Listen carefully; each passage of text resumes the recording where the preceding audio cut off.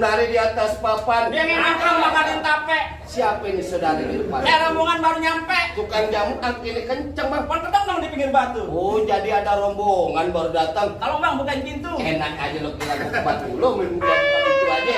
Nah, suara.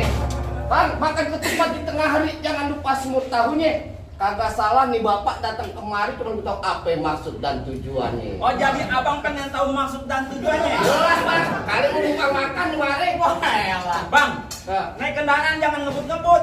Pelan-pelan juga ntar sampai ke Cikini. Betul. Kalau bukan nonton acara bisa sambut, kagak nantinya saya merombongan datang ke sini.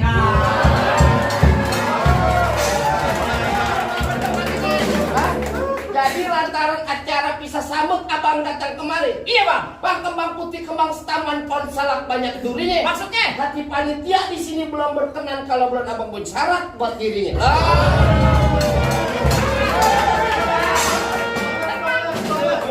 Paling enak semur tahu. Ya. Kalau dimakan enak rasanya. Betul. Kalau boleh saya tahu apa bang persyaratannya? Oh jadi apa pengen tahu yang namanya persyaratan panitia di sini? Iya bang. Kuda luping datang berang kedipin mata cari menantu. Maksudnya? Pasang kuping abang biar terang nih hadapin dulu panitia punya palang. Wah